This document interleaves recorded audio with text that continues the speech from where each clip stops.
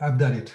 Okay, great. Thank you. Okay, dear CEO Papaja and staff members of ALG, dear students, dear friends, warm greetings to all. I must say that I have been impressed by all that I have heard and seen so far.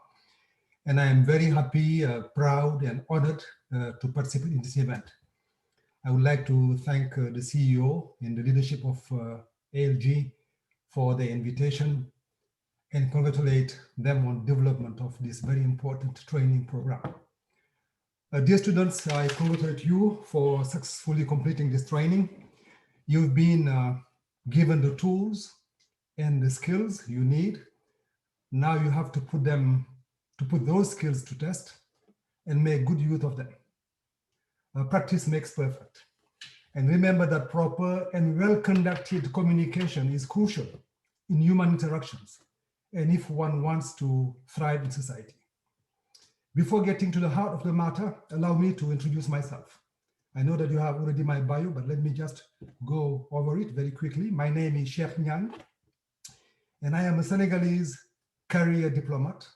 I was born and raised in Senegal, where I studied from primary school to university.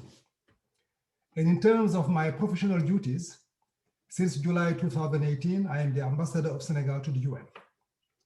I started my career in the early 90s at the Senegalese Ministry of Foreign Affairs as head of the Africa division.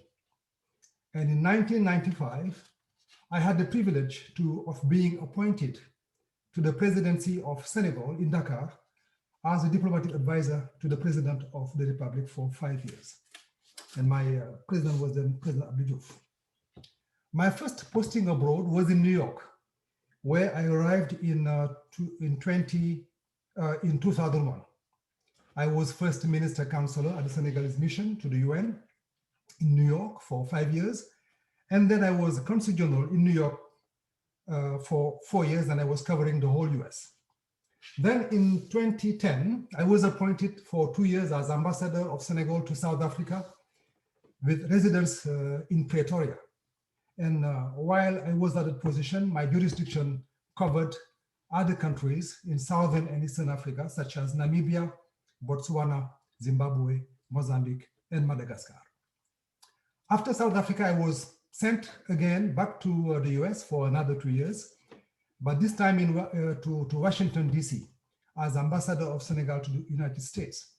And that was when President Barack Obama was there. And concurrently, I was also appointed to Mexico, Paraguay, Uruguay, and Panama.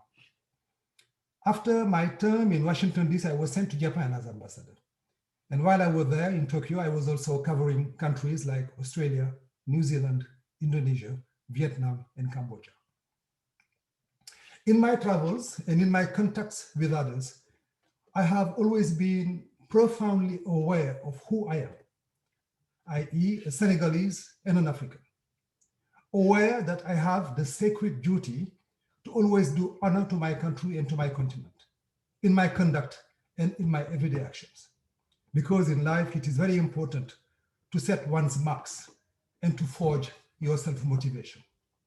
Indeed, I held these beliefs because I value African pride and African personality, influenced as I have been by the writings of and actions of great leaders or thinkers like Cheikh, Kwame Nkrumah, and other illustrious African figures.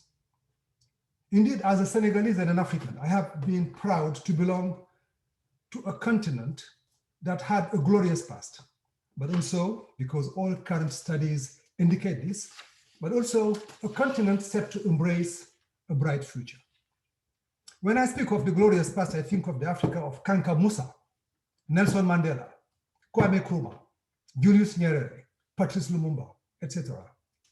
I'm also thinking of the Africa of flourishing dynasties, empires, and kingdoms, which existed before the arrival of the Europeans on the African coast. And that is one thing we Africans, we don't know our history. I think we need to learn more about our leaders, our past leaders, and the achievements of the African peoples. And now when I talk about the bright future of Africa, I'm talking about the inevitable African Renaissance that is now taking shape before our eyes. Go to Dakar, go to Abidjan, go to Nairobi, go to many African countries. You will see that the realities we have now are no longer the same that we had 10 years ago, 20 years ago. Africa is making progress. And it's obvious that Africa is the last frontier. And there is no doubt that after the time of the West and the time of Asia, we are undoubtedly moving towards the time of Africa, when we should see a new and more prosperous Africa emerge in the coming decades. But let me be less aloof and give you a peep at my personal journey. And I will narrate here an earlier sequence in my life when I was much younger. A life sequence that is certainly similar in many respects to yours, dear students and graduates, because I am sure that the feelings I experienced then must be about the same to those that some of you are experiencing now. In those days, I was barely 25 years old. I had just completed my master's degree in the English department of the University of Dakar. At that time, the British Council used to select every year a handful of Senegalese students with a master's degree in English to send them to England for a one-year stay. A year to perfect their English, but also a year where they would be employed in English high schools as French assistants. It was the first time I had been out of Senegal to go and live abroad. So for the first time I flew, and the plane landed at Heathrow Airport in London at dawn. From there, I had to catch the bus to the remote city of my destination, and the city was called Scunthorpe, and is in the northeast of England. I arrived in December, in the middle of winter. Imagine the shock, or weather, a climate shock, the severe cold that you can feel in your flesh. Born in the warmth of the Sahel, I arrived in London in December in a icy weather. I wore a coat, but it was useless as I felt the cold in my bones. Everything was hard and new to me. Everything was foreign to me. Not only the weather, but also the food, the attitude of the people, the culture. I suddenly realized that as much as everything seems to be in place and straightforward when you are at home, you can quickly lose your bearings abroad and develop fears. Fear of being rejected by people with whom you apparently don't have much in common. Fear of not being up to the task. Fear of not being understood. Fear of being bored to death. And that's what I will call the psychological shock. So all of a sudden, you experience all these shocks colliding in you. Physical shock, psychological shock, culture shock, language shock, and that's a lot for a newcomer. Faced with such a situation, there are only two scenarios. Either fear dominates you and you will exclude yourself from society, or you put things into perspective, you learn to adapt, and then gradually you will have a fulfilling stay and a fulfilling life. I think if one is transplanted in a foreign land, it is damaging to believe that you are so different that whatever you say or do is not acceptable to the people of the land. For the truth is that even though we were born in different environments, even if we have started out with different cultures, what is constant is that we all have humanity in common, subjected to the same imperatives, to the same desires, to the same ambitions, endowed with the same potential to live the life we want.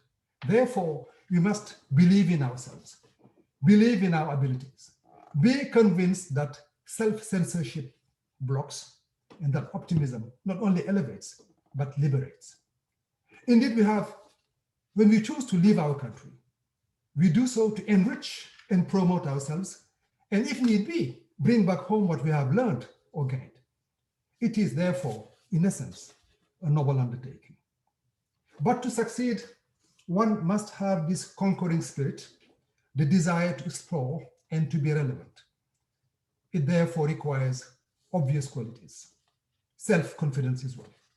It requires a state of mind, recognizing that because you have a personal and different journey, you are shaped by distinct cultural traits, by a distinct accent, I would say, like mine. All that background will follow you wherever you go. This is what we call in psychology idiosyncrasy. So what we have to do is accept who you are, love it, accept it, and from there go towards the other to enrich your interlocutor and be enriched by him or her. And believe me, in the world, I have been to so many countries, but I have not seen outside Africa a country as welcoming and as inclusive as the US. The main reason is that migration is part of the ADN, of the DNA, we say, I'm now speaking French, of the DNA of this country, which had been built by migrants from all over the world. Therefore, there is some kind of playing level field here. In a country of migrants, all migrants are equal in opportunities. Perhaps the only area where one can temporarily lag behind is language. The other one maybe is accent, when your primary language is not English. But a language, whatever it is, you can learn it, you can perfect it. So is the case for the accent. And actually, accent has not prevented migrants to be successful in this country.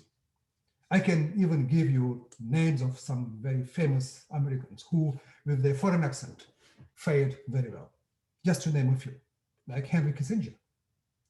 When you hear him speak, his accent is not an accent of New York or Massachusetts or anywhere else. Or Albert Einstein earlier, or Arnold Schwarzenegger, actor and governor, or even Akon, singer from Senegal. So my take would be this: always perfect your English. This is even true for natives. Second, speak with your accent if you are comfortable with it. But if you are not, learn and try to adjust it to what kind of accent you want it to resemble. But what is really important is to make yourself understood and to avoid setting up psychological barriers which would bar you from being an effective member of your community and that would hinder or obstruct your progress towards full realization. And whatever the situation you are in, always remember this inspiring reflection of a Roman writer who was actually a Roman African writer, and his name is Terence. And he made this short and very powerful statement. I quote, "I am a man, and I hold that nothing human is foreign to me," end quote. I thank you for your attention.